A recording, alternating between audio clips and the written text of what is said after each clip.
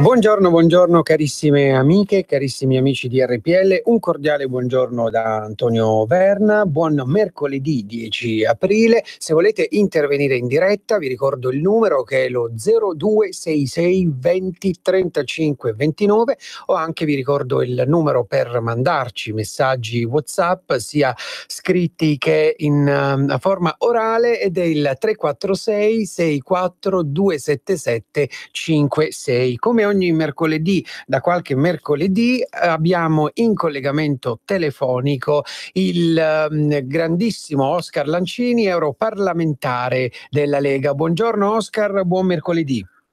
Buongiorno a tutti, ciao. Ciao Oscar, allora senti Oscar, lunedì c'è stata a Milano la conferenza stampa dove ha preso parte il ministro dell'interno Matteo Salvini con gli alleati in Europa per queste famosissime elezioni europee del 26 maggio. Come è andata la conferenza e quali sono le alleanze che adesso ormai si stanno delineando? E poi il 17 aprile, se non sbaglio, è la data ultima per le candidature all'Europarlamento. Che si dice per quanto riguarda la Lega? Le alleanze stanno andando benissimo, Matteo sta lavorando benissimo, abbiamo dei risultati ottimi e ci consentiranno di cambiare gli equilibri di questa Europa che oggi come oggi purtroppo non sta lavorando nell'interesse anche del Paese Italia. Sì. Diciamo che oggi questa Europa ha paura del Paese Italia, ha paura di Matteo Salvini che con le sue capacità è riuscito veramente a creare un collante tra quelle realtà europee che hanno la nostra stessa idea di Europa, l'Europa dei popoli, non l'Europa dei soldi, dell'economia, dell'euro e basta. Un'Europa a cui piace difendere i propri confini nell'interesse della stessa Europa, un'Europa che vuole un modo di ragionare all'interno più solidale, diverso da quello che abbiamo oggi. Sì. E quindi un'Europa che mantiene, come si può dire, mi scappa il termine giusto, vuol esaltare quelle che sono le proprie radici, certo, le proprie tradizioni, la propria religione. E quindi è un'Europa completamente diversa da quella che abbiamo oggi. Sì, senti Oscar, tu sei a Bruxelles stamattina o sei ancora qui in Italia? No, sono sono in quel di Brescia questa mattina. Ah, ok, quindi sei impegnato sul territorio, giusto? Sul territorio, sì. Allora, sì. Oscar, abbiamo subito una telefonata. Pronto, buongiorno. Sì, buongiorno, sono Antonella, siamo dalla provincia di Monza. Ciao Antonella. Ciao. Senti, no, giusto per quello che ha detto Cainarca, ogni tanto pieghiamo le labbra e facciamo un sorriso, anche se a volte io cerco di fare delle battute, anche 2 settimane fa l'ho fatta con lui, riguardo ai matrimoni fra 2 donne, ma lui non l'ha capita, la mia battuta sarcastica, il mio paradosso non l'ha capito, sì. Però vabbè, ci sta.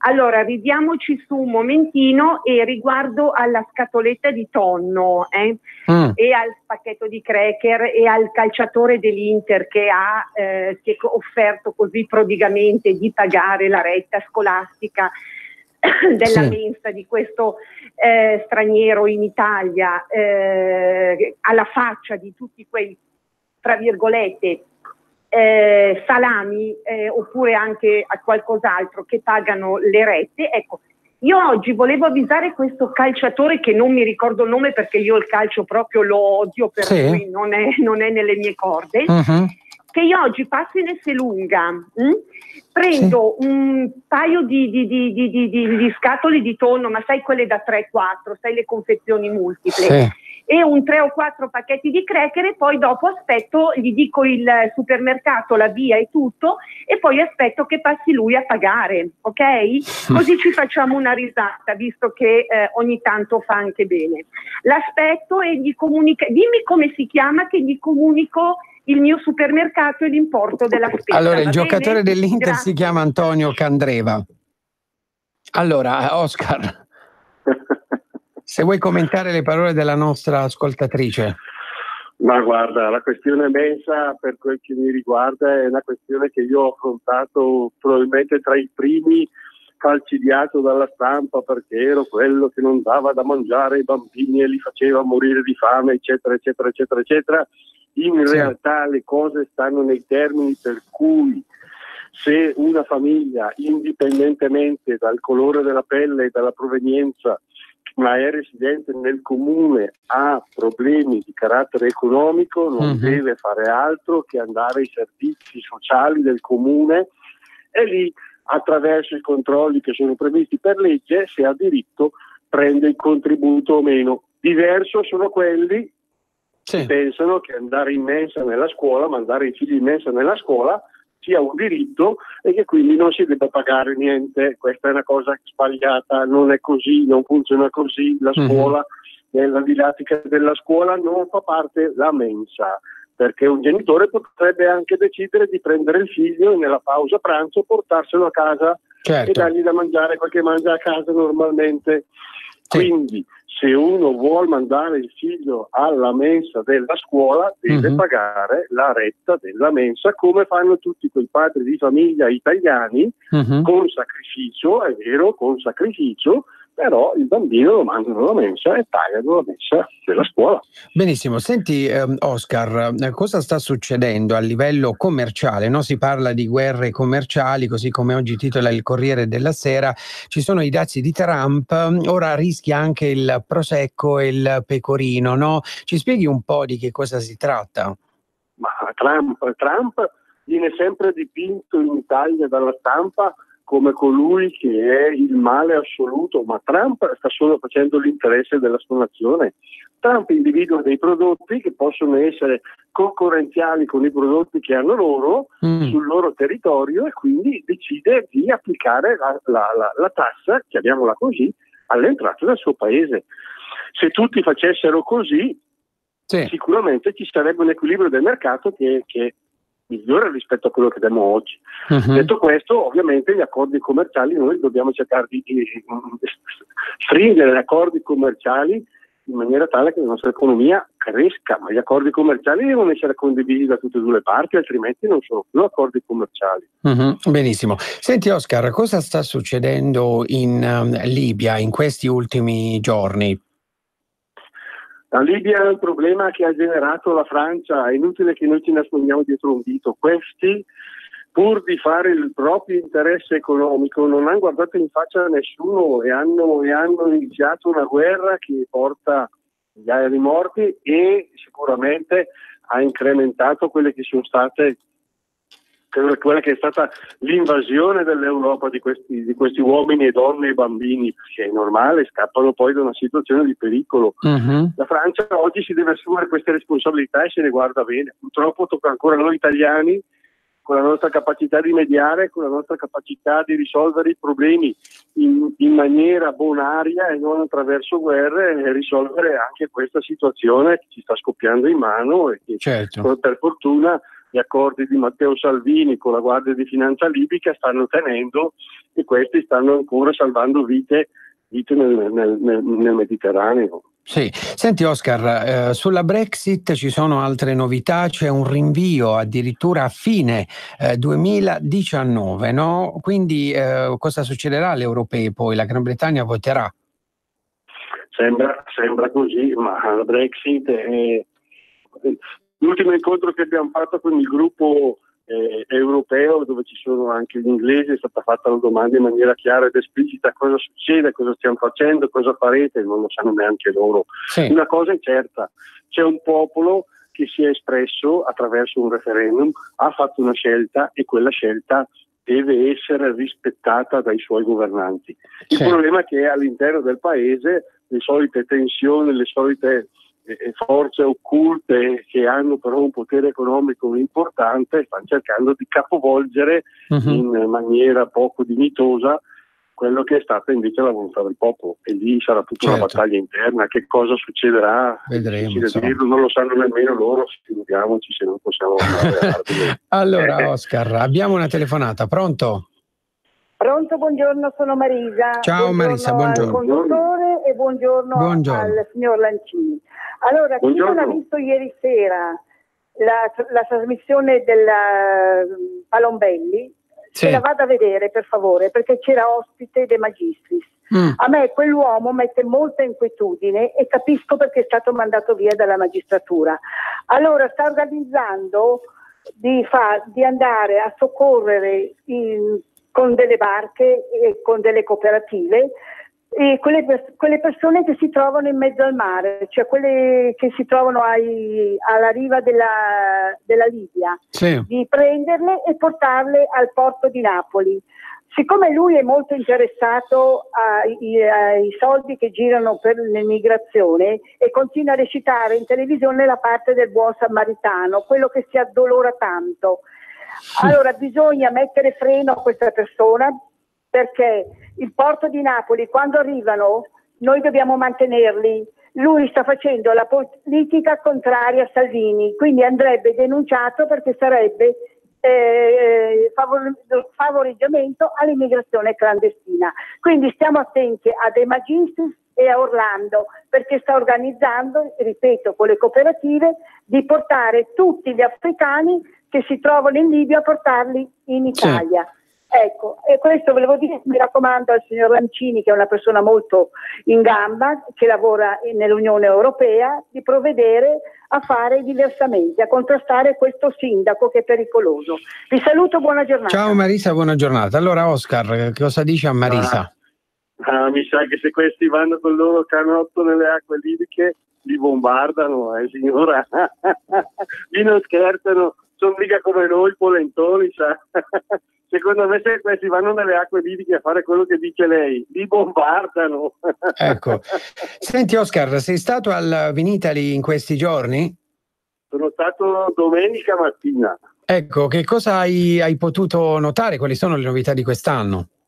È il meglio dell'Italia. Il Vinitaly è un qualche cosa che nessuno ci potrà copiare. Questi prodotti tutti italiani, queste eccellenze italiane sono il nostro orgoglio, a parte che io vengo dalla Franciacorta, quindi una terra che produce poca quantità perché la terra è poca, il paese è piccolo, la Franciacorta è molto piccola, è vero, ma ha delle peculiarità che sono a livello mondiale, non ci batterà mai nessuno, non potrà copiarci mai nessuno questi prodotti e quindi noi dobbiamo essere fieri ed orgogliosi di portare alto il vino italiano nel mondo.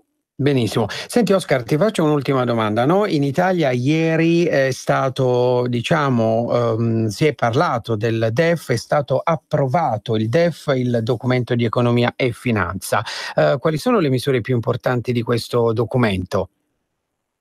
Beh, innanzitutto abbiamo la flat tax su quelle che sono le aziende medio piccole, le partite IVA fino ai 60.000 euro e quindi è una cosa molto importante. Salvini già ha detto che questo provvedimento deve essere esteso anche al soggetto privato. Questo era nel programma elettorale, si parte dal basso per salire fino a quelle che sono le realtà più importanti.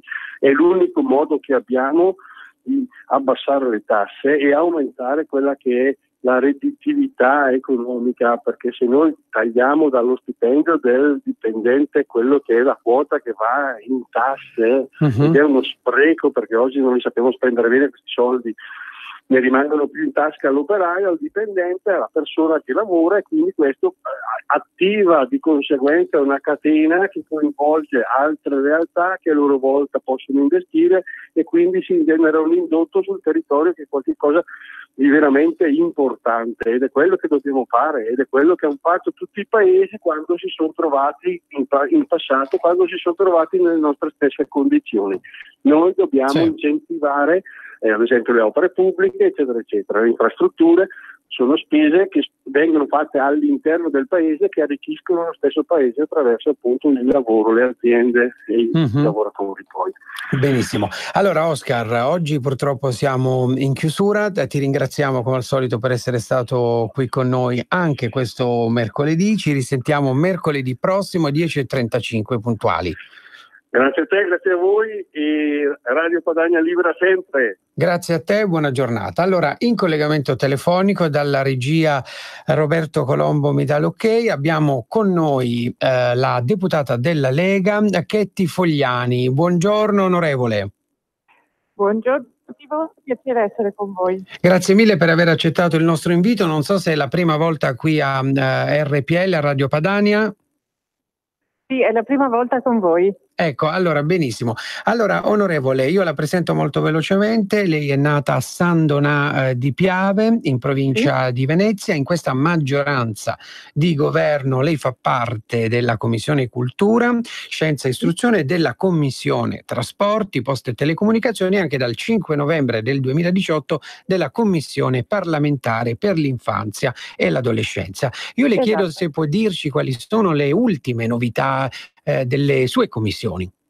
Allora, io prima preciso che abito a Portogruaro, benissimo, vicino a San Donà di Piave, e che sono stata anche vice sindaco 4 anni lì fino a settembre del 2018. Perfetto. E mi occupavo di cultura anche lì.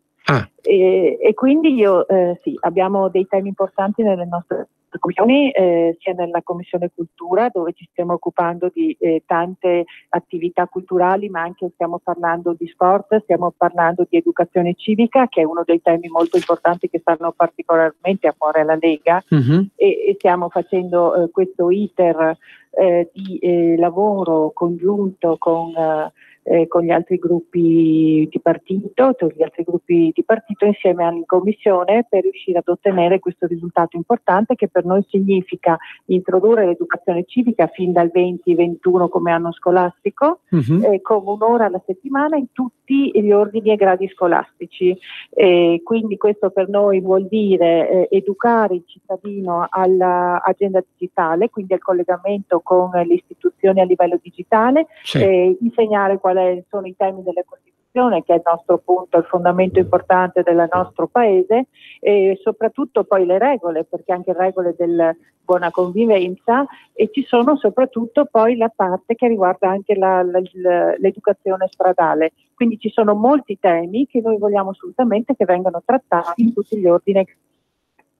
Questo è un tema molto importante per noi. Benissimo. Poi ci sono altri temi, adesso stiamo affrontando, anche io personalmente sono relatrice di una proposta di legge del nostro onorevole Rachella di Vicenza sul ponte di Bassano, il ponte vecchio di Bassano, per trasformarlo in monumento nazionale, che credo sia decisamente doveroso, visto che l'importanza che ha avuto anche per i nostri alpini durante la prima guerra mondiale. Benissimo. Invece per quanto riguarda la Commissione Trasporti, quali sono le novità di quest'altra commissione? Nella Commissione Trasporti in questo momento stiamo parlando soprattutto di codice della strada, con alcuni cambi importanti che stiamo cercando di inserire, tra un tema che sta particolarmente a cuore anche al nostro Presidente Morelli della Commissione Trasporti, 150 all'ora in autostrada, solo ovviamente in determinati tratti dove ci sono le 4 corsie compresa quella di emergenza e dove ci sia un rettilineo facilmente usufruibile, quindi potrebbe essere la Venezia-Milano per capire. Certo. Onorevole, in questo momento, in questi giorni alla Camera si sta discutendo, si sta esaminando il decreto concretezza. Cosa prevede questo decreto e oggi quali sono proprio i temi che riguardano questo decreto? Allora, è fortemente voluto dalla nostra Ministra Bongiorno ed è riguarda soprattutto ovviamente le persone dipendenti delle pubbliche amministrazioni. Questo serve perché venga verificata la presenza, cioè il tema principale è la presenza delle persone all'interno delle istituzioni. E vengono proposte delle registrazioni d'ingresso o con l'impronta o con l'IRIDE, e questo è quello che in realtà verifica se la persona è realmente presente all'interno della struttura. Ovviamente questo non è presa come chissà quale rivoluzione, ma semplicemente è una verifica, e chi non ha problemi a essere che c'è lì e che lavora, sono delle persone veramente strepitose all'interno anche delle amministrazioni pubbliche, non ha nessun problema a fare, come lo facciamo noi parlamentari, perché tra le altre cose anche noi ogni volta che siamo presenti mettiamo l'impronta, quindi non è una cosa, cioè può essere un problema per chi in realtà presente non è. Certo. Sicuramente questo può causare delle divergenze su questa cosa. Chi invece è regolarmente presente nel suo posto di lavoro non ha nulla da temere. Benissimo. Poi le volevo fare un'altra domanda. No? Nei giorni scorsi è diventato legge il provvedimento che riguarda la legittima difesa. Cosa cambia con questa legge? Direi che ci sono dei cambiamenti veramente importanti. Il principale è quello che se ti entra qualcuno in casa puoi finalmente difenderti, mentre prima dovevi chiedergli scusi, lei che come mai è qui, che cosa vuole, vuole un caffè, si accomodi, che ore sono, è buio, è chiaro, è luce, c'è tutta una serie di cose secondo noi assolutamente assurde. Sì. E adesso invece ovviamente non è che se ti entra uno in casa gli spari. Se questo vedi che è minaccioso, tra virgolette, che ha in mano un qualcosa che ti può ferire, che può minacciare la persona, che ti dà questa impressione, tu puoi anche prendere una padella e tirargliela sulla testa senza andare in cerca di armi o di cose strane, però ti puoi perlomeno difenderti. Io credo che il lavoro dell'ANSA molto duro, ok? Sì. Però l'hai scelto tu di fartelo e ti prendi anche il tuo rischio di impresa, come tutte le imprese del mondo. Pertanto credo che questo sia importante, che ci sia questa possibilità delle persone di poter reagire a quello che è l'unico ambiente che dovrebbe essere tranquillo, che è quello di casa propria, perché dentro casa propria uno deve essere tranquillo. Tranquillo, grazie. Allora, onorevole, un'altra domanda volevo farle per quanto riguarda invece un altro provvedimento che è il codice rosso. Quali sono le norme che contiene questo provvedimento? Allora, ci sono soprattutto l'aumento delle pene in tutte le varie ipotesi che ci possono essere di reato in questo contesto, però la cosa più importante in assoluto è che si può procedere dal PM entro 3 giorni da quando viene segnalato il caso. Questa è la cosa fondamentale, perché invece di aspettare mesi e avere situazioni molto difficili che si propagano nel tempo, questa cosa viene subito immediatamente presa di petto e viene, se è possibile, risolta immediatamente con dei provvedimenti importanti. Io sono stata, come le dicevo, anche assessore della pari opportunità e quindi ho seguito il centro antiviolenza nel mio comune e devo dire che quando succedono queste cose veramente bisogna intervenire immediatamente, perché ci sono situazioni familiari con bambini, con parenti, ci sono situazioni veramente importanti e prima di arrivare, e ce ne sono stati 2 casi vicino a Portogruaro nel giro di poco tempo, dove sono state, poi queste donne vengono uccise. Pertanto prima si interviene, prima si riesce a risolvere questo problema. Io ho sempre lavorato moltissimo con tutte le strutture a cui una donna si può rivolgere, ci sono molte stanze rosa, sia ai carabinieri che all'ASL, eccetera, proprio perché il lavoro che si sta facendo è molto molto importante, però la velocità di intervento è la cosa che può salvare veramente delle vite. Benissimo. Allora, onorevole, le chiedo di rimanere con noi altri 2 minuti subito dopo una brevissima pausa pubblicitaria. Volentieri. Grazie.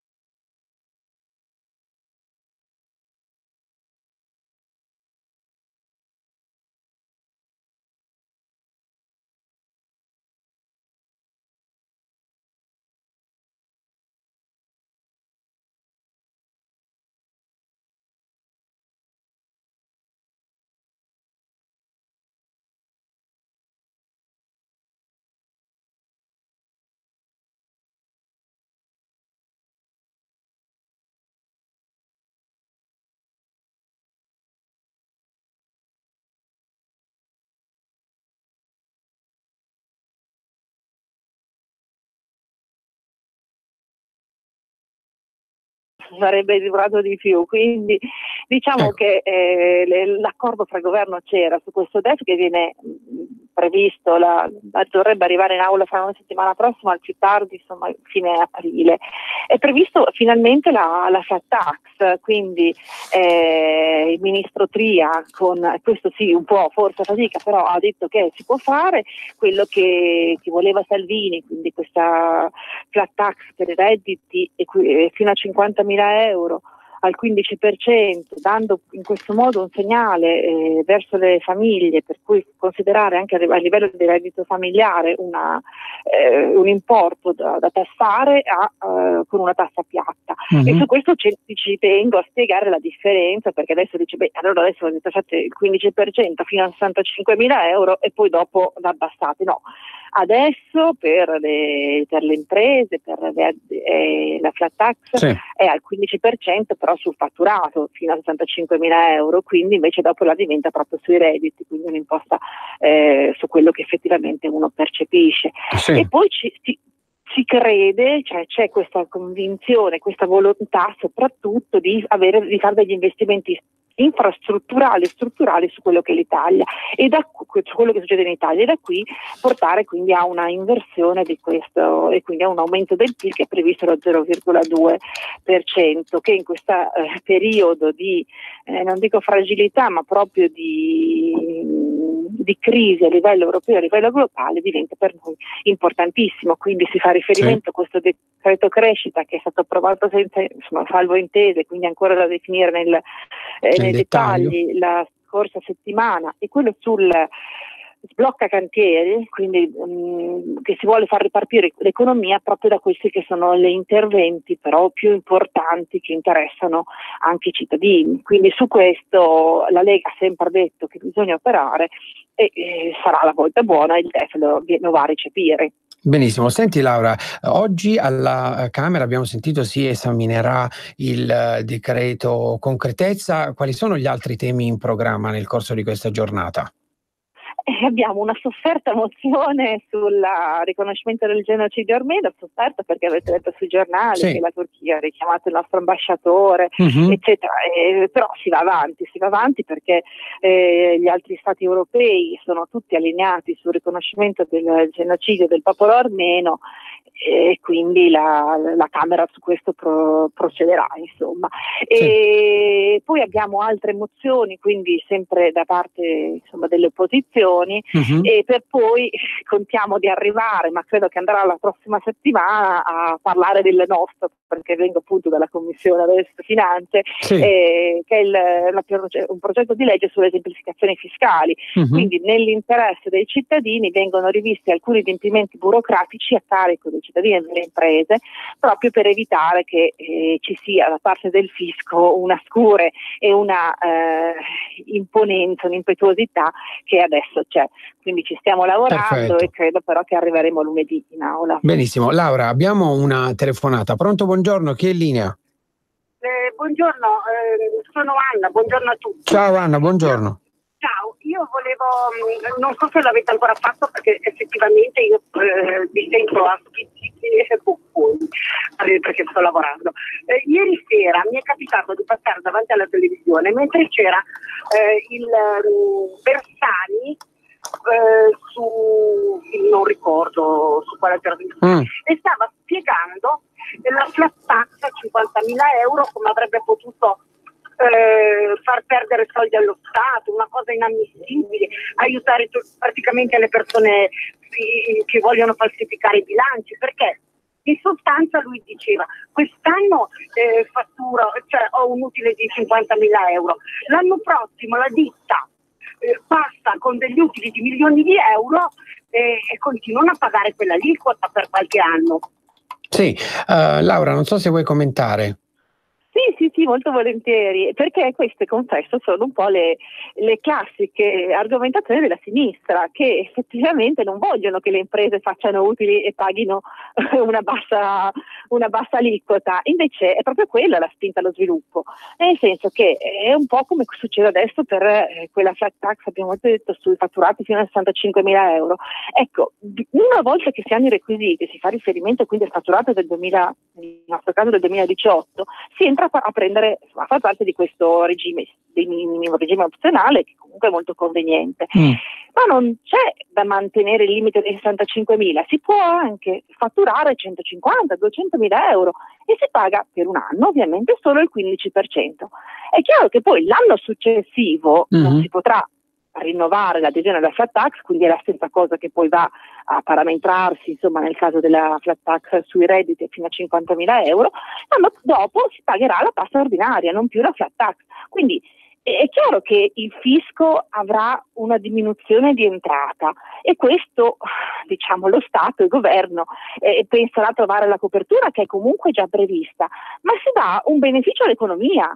È proprio quello che noi vogliamo, cioè è quello che non vuole la sinistra. Infatti Bersani non la vuole questa cosa. Noi invece vogliamo che in questo modo, liberando da una tassazione eccessiva diciamo i contribuenti, chi sta facendo impresa, chi lavora, loro possano poi investire i soldi come meglio credono, ma in questo modo riusciamo a dare una spinta all'economia sollevandola da una tassazione molto forte. È chiaro che durerà solo un anno, però speriamo che questo investimento per il futuro poi possa portare a altri vantaggi e benefici per l'economia nazionale. Benissimo. Laura, sentiamo un'ultima telefonata. Pronto? Buongiorno.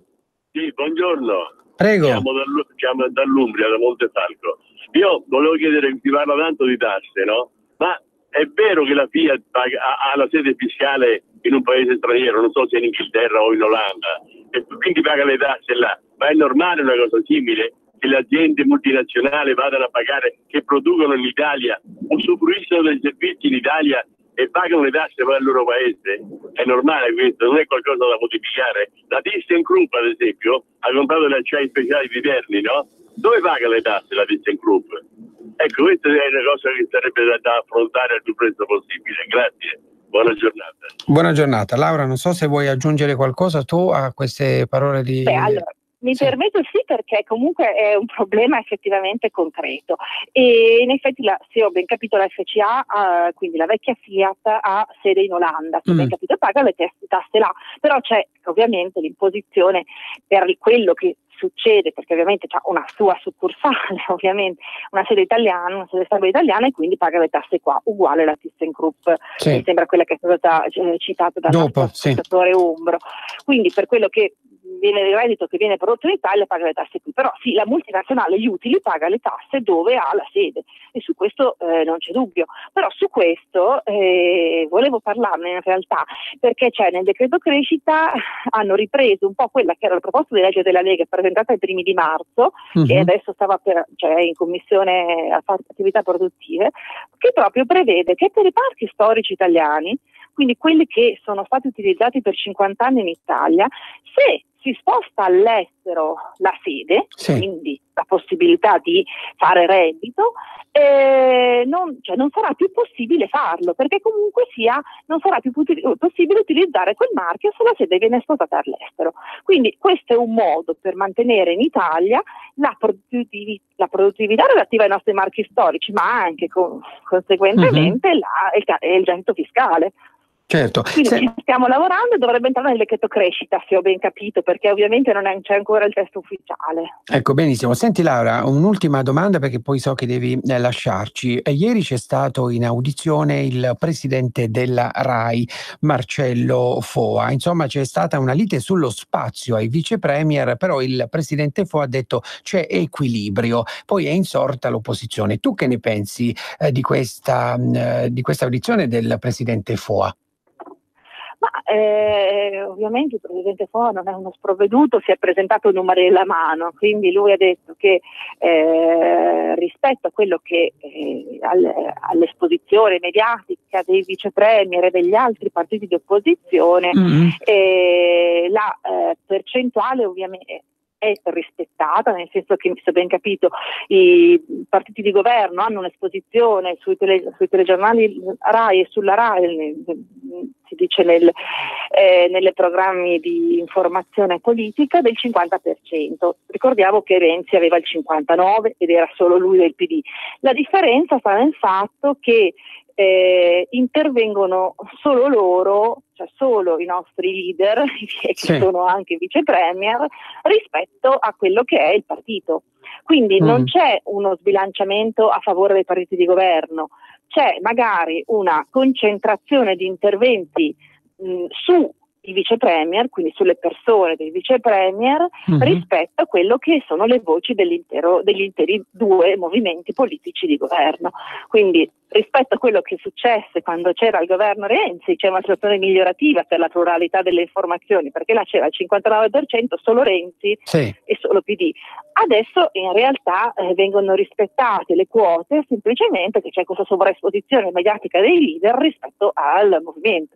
E quindi a questo punto capisco l'insorgenza delle opposizioni, ma se penso che col PD era peggio, non credo che debbano lamentarsi per quanto, numeri alla mano, viene dimostrato non essere nessuna, cioè non dare nessuna discriminazione. Ecco. Benissimo, allora Laura, io ti ringrazio per essere stata qui con noi come al solito questo mercoledì, ci risentiamo mercoledì prossimo, buon lavoro, buon proseguimento di giornata e grazie mille.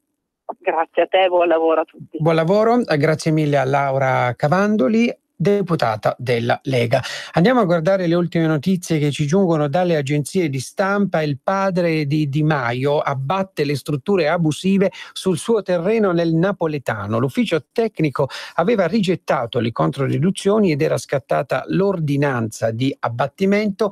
Il genitore del vice premier avrebbe potuto presentare ricorso al TAR, ma ha provveduto di tasca sua a buttarle giù. Antonio Di Maio, padre del vice premier Luigi, ha provveduto come ordinato a gennaio dal comune ad abbattere 3 manufatti abusivi realizzati su di un terreno in comproprietà con la sorella a Mariglianella nel napoletano. L'ufficio tecnico del municipio aveva rigettato parte delle controriduzioni presentate dal padre del ministro del lavoro ed era così scattata l'ordinanza di abbattimento.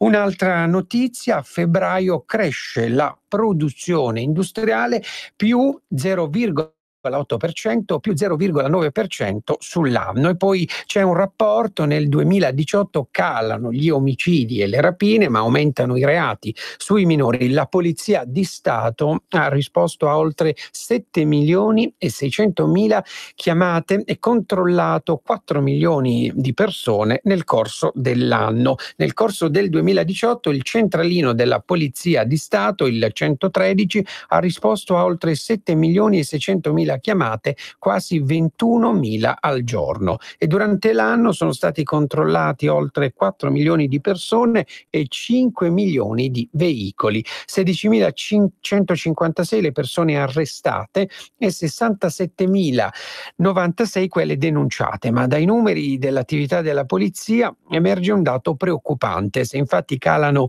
omicidi, furti e rapine, aumentano i reati che vedono come vittime i minori.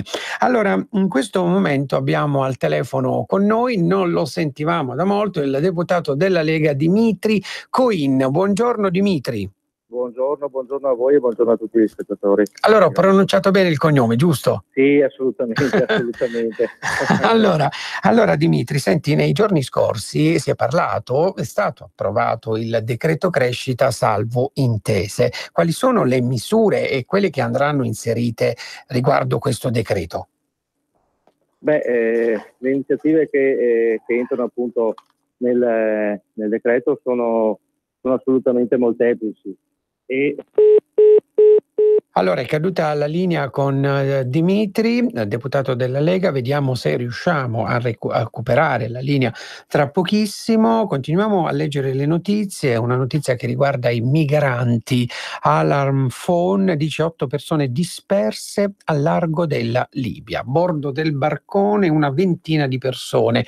Alcune di loro hanno raccontato: verremo uccisi se torniamo in Libia. 8 persone sarebbero disperse in mare al largo della Libia. A riferirlo è l'Alarm Phone, numero di soccorso per migranti in difficoltà in mare, che intorno alle 6 ha ricevuto una telefonata da un barcone in difficoltà con a bordo una ventina di persone, tra cui donne e bambini. Secondo quanto raccontato dai migranti, 8 persone sarebbero cadute in mare e l'imbarcazione avrebbe imbarcato acqua. Tutte le autorità interessate sono già state avvertite. La barca sta andando alla deriva nell'area libico-tunisina. Le autorità di Tunisia, Malta e Italia sono state informate. A Tripoli nessuno è raggiungibile, non c'è da stupirsi, c'è una guerra in corso. Chiediamo immediato lancio di operazione Sara, ha twittato Alarm Phone. Verremo uccisi se torniamo in Libia. Questa era la notizia che riguarda appunto i migranti. C'è una notizia di cronaca: Casa Pound occupa il reparto dell'ospedale siracusano contro la chiusura. Alcuni militanti di Casa Pound hanno occupato nel corso della notte l'ospedale di Noto nel siracusano, barricandosi all'interno. La protesta è connessa alla chiusura dei reparti di ginecologia e ostetricia, che dovrebbero essere dismessi. Non interrompiamo alcun pubblico servizio, spiega il coordinatore locale del movimento Andrea Azzaro Insegna, ma ci battiamo affinché ciò non avvenga in maniera permanente con la dismissione del reparto.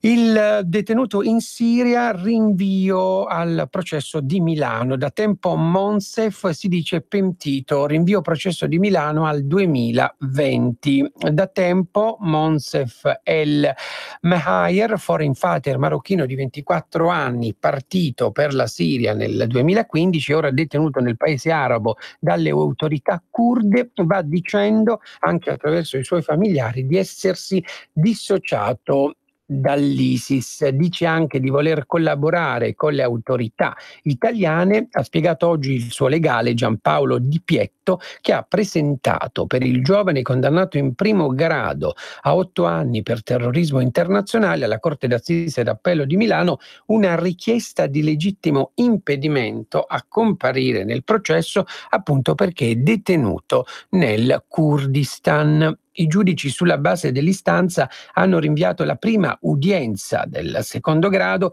in programma per oggi al 20 marzo 2020. Nel frattempo si capirà se Monsef riuscirà a tornare in Italia, dove vuole rientrare, come ha spiegato anche di recente intervistato nel carcere curdo. Prima di partire per la Siria, Monsef era in una comunità di accoglienza per minori nel milanese. Adesso ascoltiamo l'intervento di Alessandro Morelli a Sky TG24. Sentiamo cosa ha detto Alessandro. Ma la signora Mogherini, che si occupa, che è la ministra degli esteri europea, che dovrebbe essere invece quella ultra presente su questi temi, è una componente del Partito Democratico. Dov'è la signora Mogherini? Non era presente a Roma, colpevolmente secondo me, non l'ho vista citata in queste ore dalle agenzie di stampa, dai giornali. Probabilmente è colpa mia, vabbè, sarà propaganda, però intanto la Mogherini io non l'ho vista. Detto questo, Trump sta facendo esattamente quello che è un interesse americano. Fa bene Trump. L'economia americana sta volando e infatti continua a volare anche a danno dell'Europa.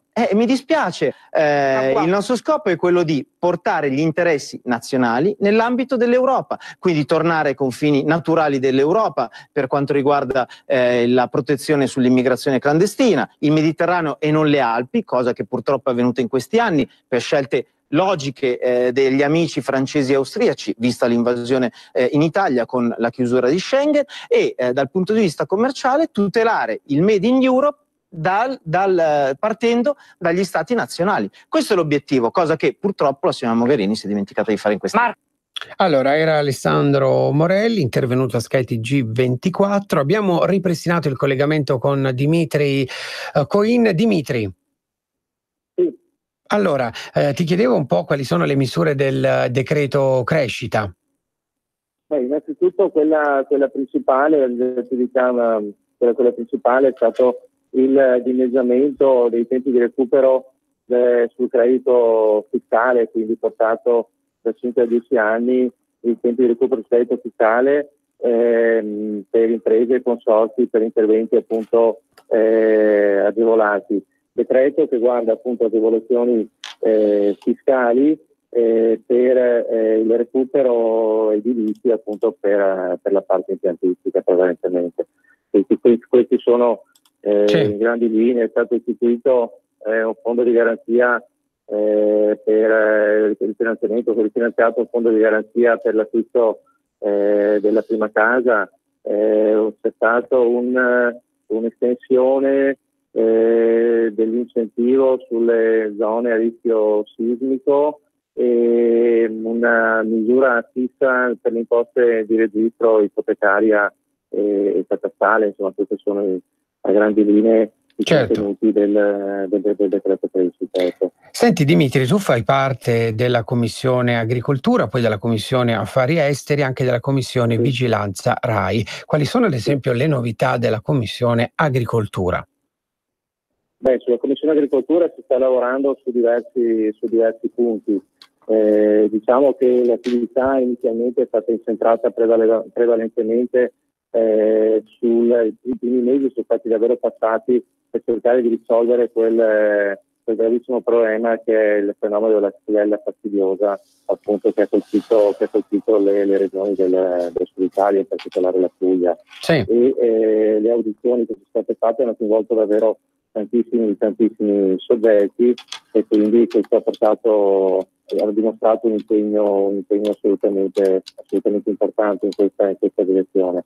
Uh-huh. E poi si è lavorato sul biologico, si è lavorato sul Made in Italy in particolare. Si è preoccupato parecchio nei mesi scorsi il problema dell'etichettatura a semaforo, cioè quel tipo di etichettatura per i prodotti agricoli voluta internazionalmente e quindi anche dall'Organizzazione Mondiale della Sanità, che doveva in qualche modo sostenere che prodotti con particolari livelli di sali piuttosto che di grassi o di zucchero fossero nocivi per la salute.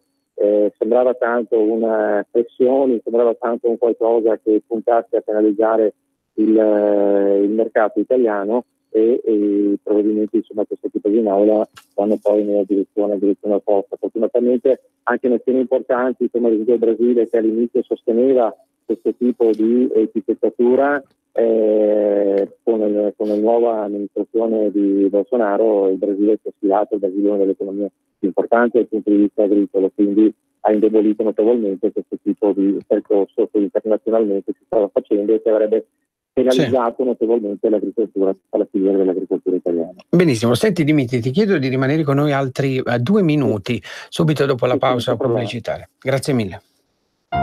Per la tua pubblicità su Radio Padania Libera, scrivi a spot@radiopadania.net. Adesso va a destra, 300 metri dritto, poi il semaforo. Certo che fai sempre la stessa strada tu, ma non hai voglia di cambiare. Chi ha parlato? Sono io, la Digital Radio, quella che ha cambiato il modo di ascoltare la radio con il sistema DAB+. È ora di cambiare. Vivi tutta la magia della Digital Radio. Se stai per cambiare auto, chiedila con il sistema DAB+. Dal 2019. In tutte le auto nuove. Dibidi dobidi DAB. Anche Radio Padania è in Digital Radio.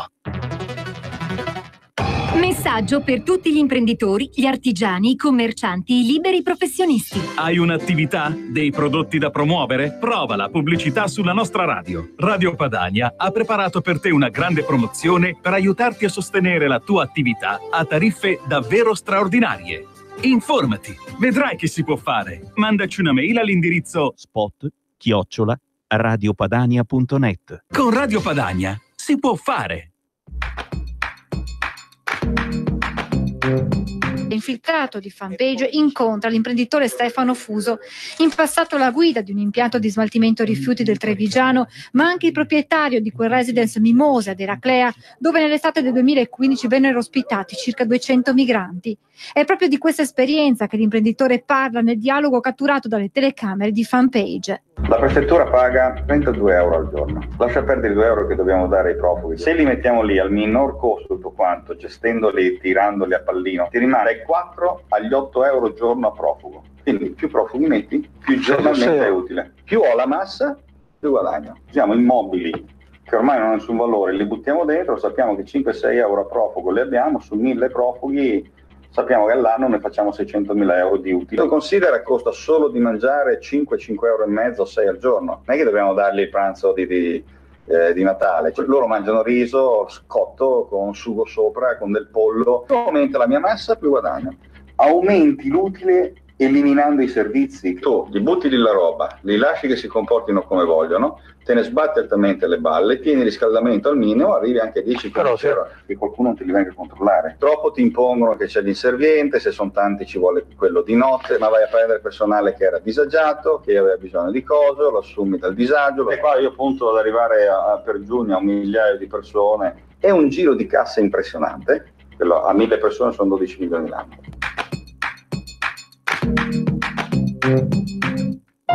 Per la tua pubblicità su Radio Padania Libera, scrivi a spot@radiopadania.net.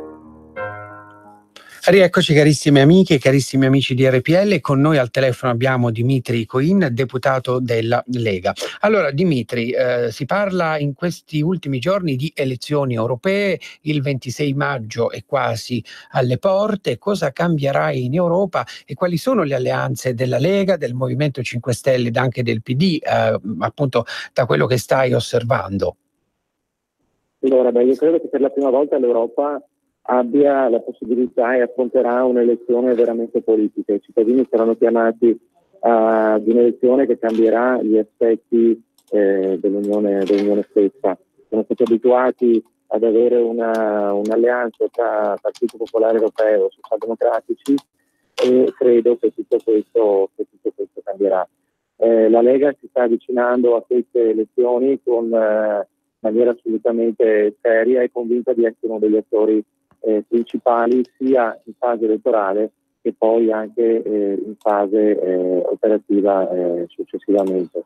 Abbiamo visto insomma come si sta muovendo Matteo Salvini e la Lega sta facendo un po' da catalizzatore a tutte quelle forze che sono con noi affini per riuscire a creare una coalizione che possa dire la sua in maniera importante, certo, all'interno del prossimo Parlamento europeo, e sarà probabilmente la Lega uno dei gruppi più rappresentati. Benissimo. Senti Dimitri, oggi in programma alla Camera si sta esaminando il decreto concretezza, giusto? Sì, esattamente. Quindi adesso insomma si continuerà con questo nel corso della giornata. Io ti ringrazio per aver accettato il nostro invito, per essere stato qui con noi, ci sentiamo presto in radio. Grazie a voi e mi scuso per l'inizio, purtroppo però mi stavo spostando all'interno del palazzo, quindi non preoccuparti.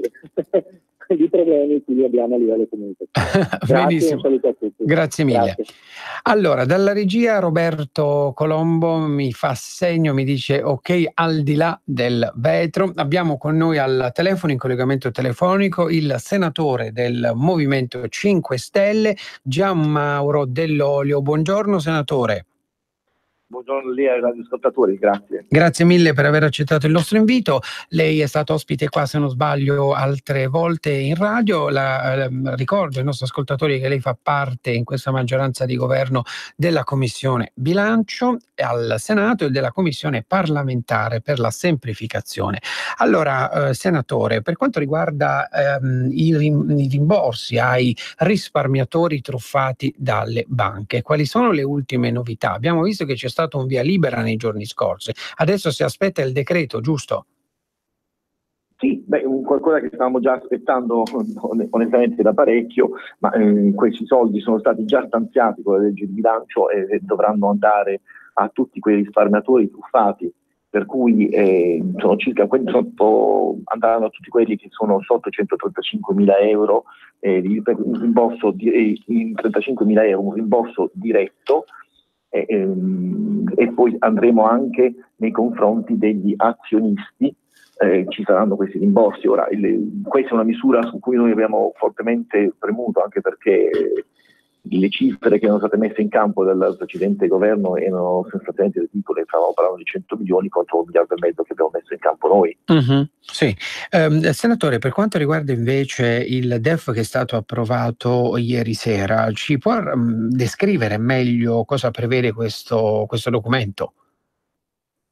Beh, in poche parole, diciamo che il documento di partenza prevede un PIL programmatico dello 0,2%.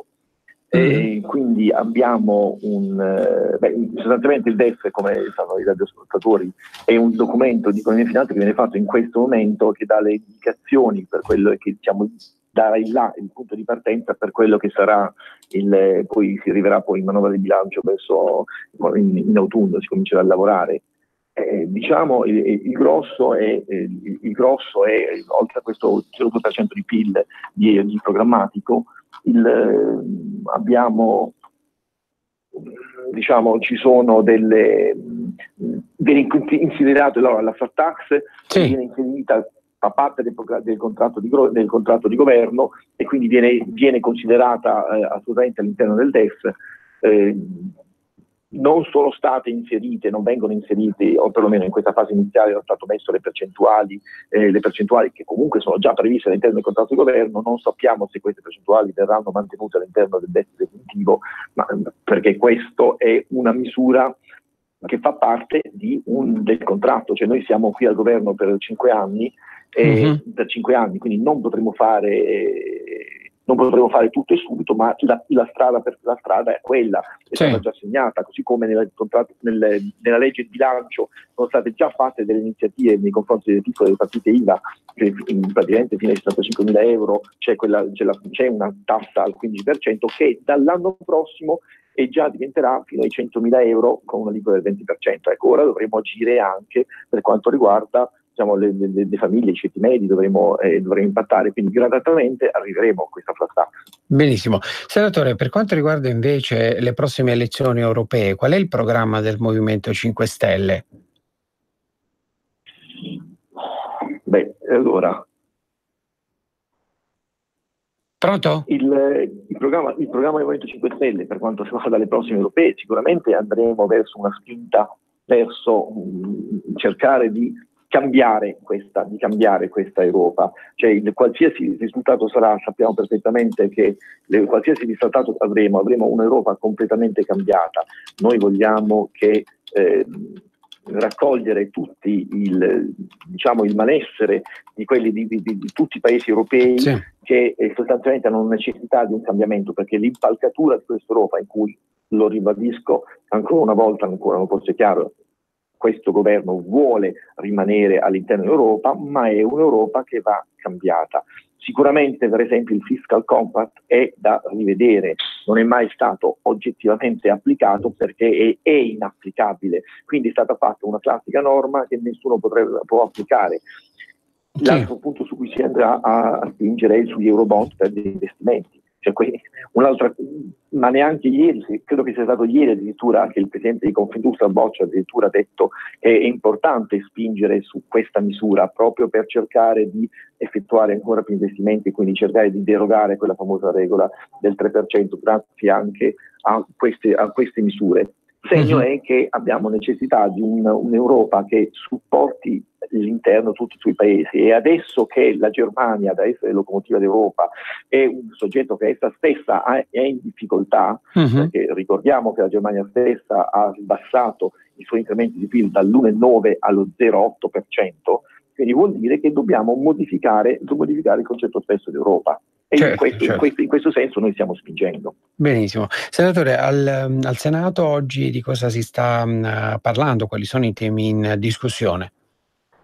Questa settimana, allora, da un mesetto a questa parte, sono state prese delle decisioni all'interno del Senato, che è quella di alternare le settimane, una settimana di aula e commissioni e una settimana solo di commissioni. Questa settimana siamo nelle commissioni perché ci si è resi conto che inframmezzare l'attività delle commissioni, specialmente quella come la bilancio che si dividisce 5-6 volte la settimana, con le sedute di aula è complesso. E quindi questa settimana abbiamo tutta una serie di, tra cui anche il decreto Brexit di cui discutere, tutta una serie di attività su varie emendamenti. Diciamo il più grosso è quello sulla Brexit e poi la settimana prossima. Benissimo, allora senatore, ci risentiamo prossimamente in radio, grazie per essere intervenuto qui questa mattina, buona giornata e buon lavoro. La ringrazio anche a lei, buon lavoro e buona giornata ai radioascoltatori. Grazie mille al senatore del Movimento 5 Stelle, Gianmauro Dell'Olio. Vediamo se dalla regia Roberto mi dà l'ok. Andiamo a questo punto a guardare la pagina Facebook del Ministro dell'Interno Matteo Salvini, che questa mattina in diretta da Roma ha pubblicato un video e ha scritto: onorato di partecipare alle celebrazioni del 167° anniversario della Polizia di Stato. State con noi. Il ministro poi ha pubblicato una foto seduto alla scrivania del Viminale e ha scritto sulla sua pagina Facebook: buona giornata amici, al lavoro stamattina su programmi antimafia, antidroga e antiscafisti. Leggo finalmente buone notizie, l'industria italiana rialza la testa, produzione in crescita, più 0,8% a febbraio rispetto a gennaio e più 0,9% rispetto al 2018. Molto bene, scrive il ministro Salvini, è ora pronto a celebrare qui a Roma il 167° compleanno della Polizia di Stato.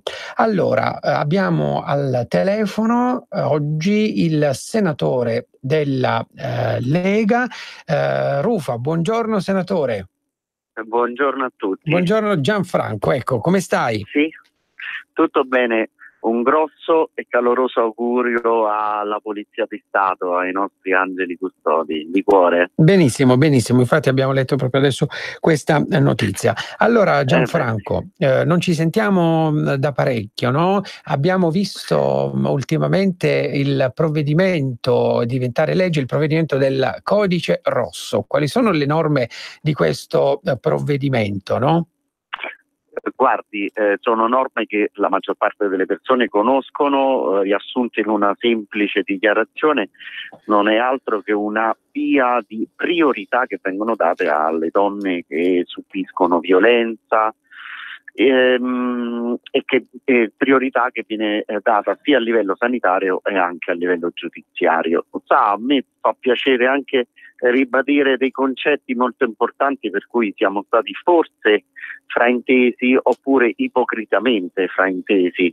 Uno è ad esempio, io difendo il nostro ministro fantastico che ha guidato e che ha voluto fortemente il Codice Rosso, che è il ministro Bongiorno, e dico che le sue parole sono state fraintese. Innanzitutto è stata fraintesa quando lei dice donne che realmente hanno subito, perché effettivamente in qualche caso, e se si dice c'è più di qualche caso, c'è anche una bugia da parte di donne che denunciano violenze o che denunciano delle false aggressioni. Quindi Codice Rosso aperto, quando si dice aperto, c'è appunto l'importanza, la necessità di avere consulenti psicologici e subito l'attivazione del procedimento giudiziario a caso oggettivamente necessario. Quindi non è che si va a dubitare o a mettere in risalto un dubbio oppure a dire no, ma non è vero tutto. Vanno accertate le persone e da lì si inizia appunto un processo e si inizia appunto con questa via che è il Codice Rosso. Altro importante appunto che mi va di appunto giudicare è quello del revenge porn. Oggi parlano tutti, hanno fatto la lotta sta a dire l'ho fatto io, e quindi manifestazioni, e quindi urla e quant'altro. Noi il giorno dopo, se non il giorno stesso, abbiamo accettato una svista, oppure abbiamo accettato anche un consiglio, oppure abbiamo ammesso forse una colpa di non averlo inserito. Però diciamo la verità, sì. È facile quando uno inizia a dire fai questo, e per 10 anni non hanno mai fatto nulla. Il codice rosso l'abbiamo voluto noi, l'abbiamo preteso noi e l'abbiamo portato in aula e votato noi nemmeno in un anno di legislatura. È ovvio che ti può capitare una svista, quindi calma, noi riusciamo a dire ok, ci siamo accorti della svista, l'abbiamo subito reinserito, e quindi è giusto che chi deposita foto o video all'insaputa di persone, ovviamente creando danno, venga processato e da lì venga eventualmente condannato. Sì. E poi un'altra cosa, quello che si parla della castrazione chimica. Ecco. Quindi io chiedo scusa che mi ha dato lei un argomento, io non è che non rispondo a un argomento, ma concettualmente, insomma, ripeto, è una priorità che noi ovviamente diamo, ed è strano che non sia stata ancora data in questi anni a persone, donne, nella maggior parte dei casi, che subiscono violenza. Quindi massima allerta da parte nostra. Ecco, per quello che è la castrazione chimica, quella è una eventuale richiesta da parte del, mi passi il termine, malato. Sì. È come io faccio un esempio stupido ma spero comprensibile, è come chi vuole smettere di fumare che si attacca al cerotto, o perlomeno si attaccava al cerotto al braccio. Certo. È una richiesta volontaria di chi vuole far uso di un farmaco, di una metodologia, per dire: io, se non mi aiutate, purtroppo ho questo sbandamento, ho questa violenza dentro, ammetto la mia violenza, ammetto la mia pericolosità, tra virgolette, aiutatemi. E questo è il senso della volontaria castrazione clinica. Certo. Ok, perché agli occhi della gente è una castrazione, quindi li dovremmo trattare, insomma, come gli animali, e non è così. Insomma, ecco, mi andava di specificare il buon senso delle rivendicazioni e delle frasi, che poi vengono ovviamente strumentalizzate. Questo purtroppo è così. Senti Gianfranco, tu fai anche parte della commissione igiene e sanità. Quali sono, ti chiedo, le novità di questa commissione? Guardi, è drammatica, perché io sto uscendo dalla riunione adesso sulla triptorelina. Ecco, sì, ricordiamo che cos'è, perché abbiamo letto vari articoli, che è un farmaco, no? Sì, guardi, è complesso, è veramente complesso. Questo qui è un farmaco, che ci sono casi, 20 casi. Qui bisogna dare atto alle necessità sanitarie ed atto alle, mi passi anche qui il termine, alle fanaticherie, a queste forme di elite, di moda, che purtroppo in questi anni stanno venendo fuori.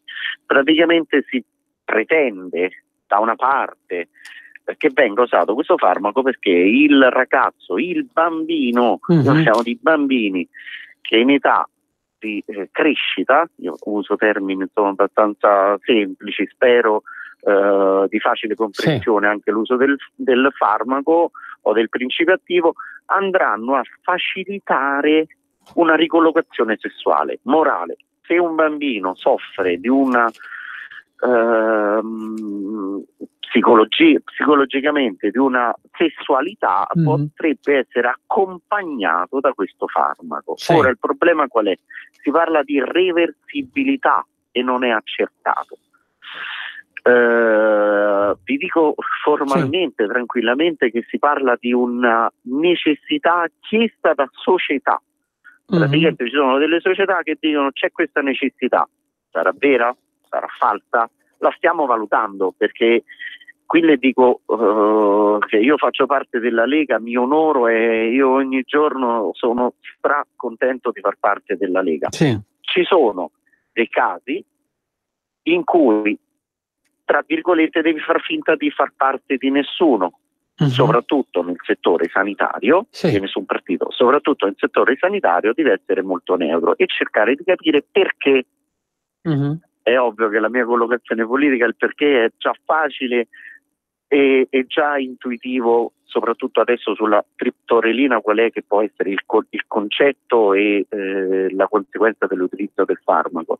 Però ecco, dobbiamo capire, stiamo facendo delle audizioni, quindi stiamo ascoltando delle persone, professori, l'AIFA stessa che va a mettere in commercio, che ci dica la giustificazione di questo utilizzo, soprattutto in conseguenza del fatto che articoli di giornali del Times di ieri parlano di medici che si sono rifiutati di far parte di una struttura che appunto potesse conferire, dare la triptorelina. Quindi è un argomento molto ma molto complicato.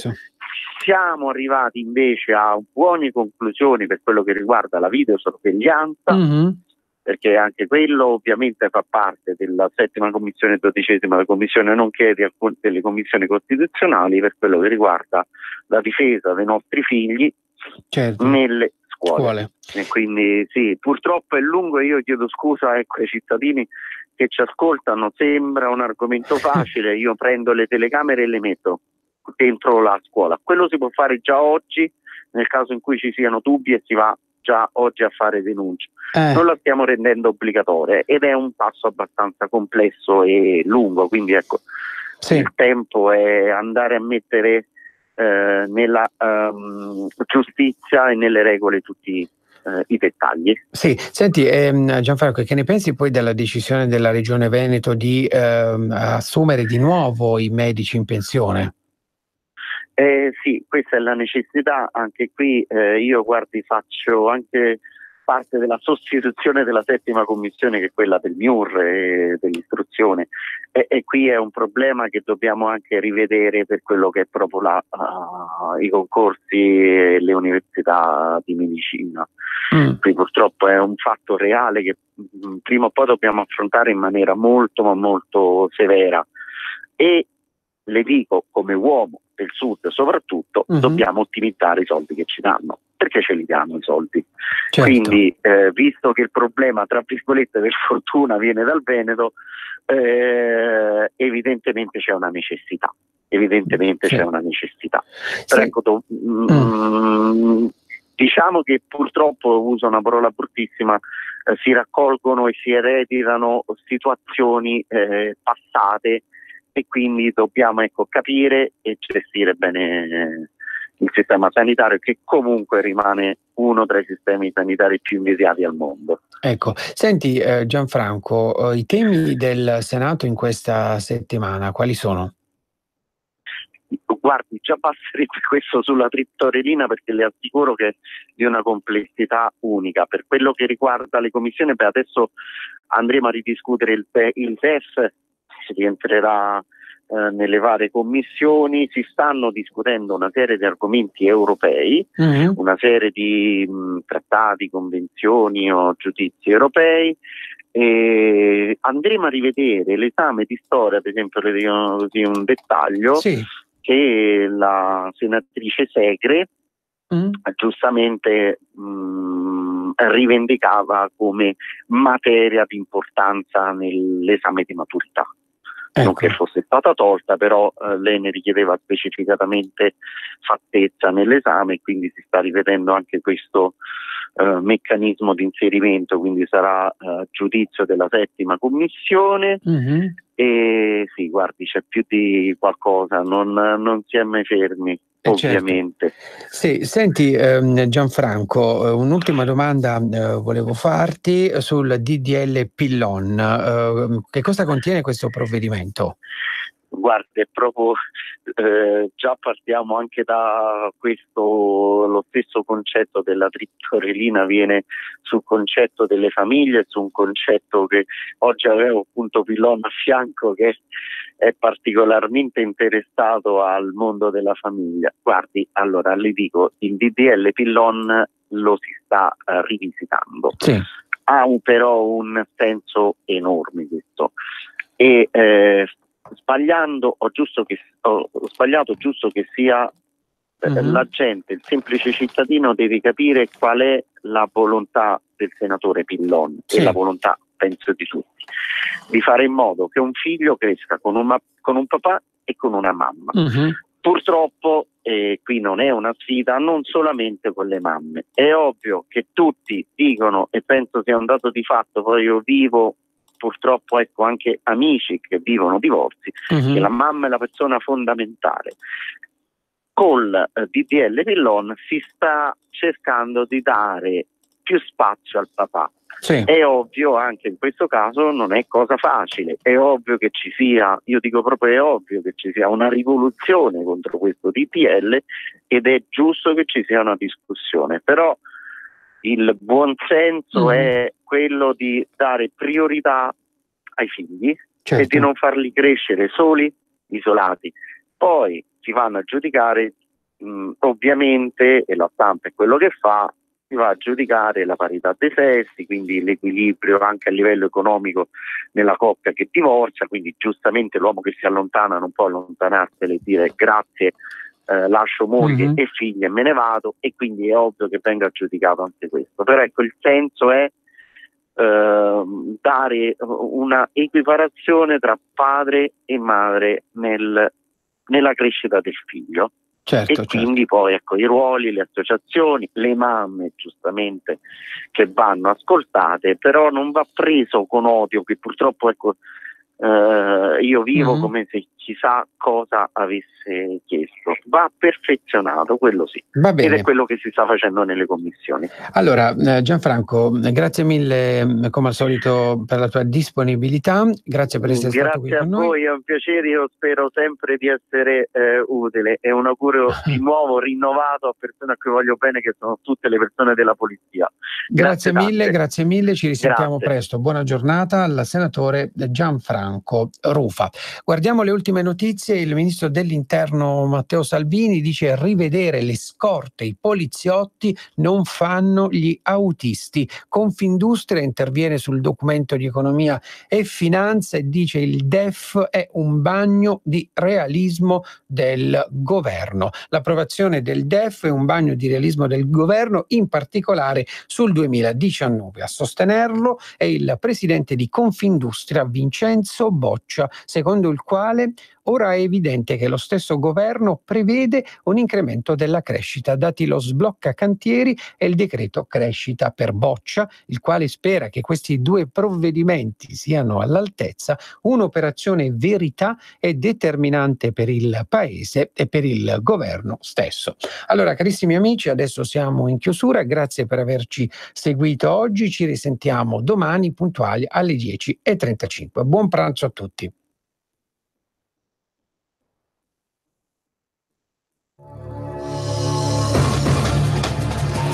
Le dichiarazioni del capo della Procura di Roma, Giuseppe Pignatone, durante l'intervista rilasciata a Mix24, condotto da Giovanni Minoli.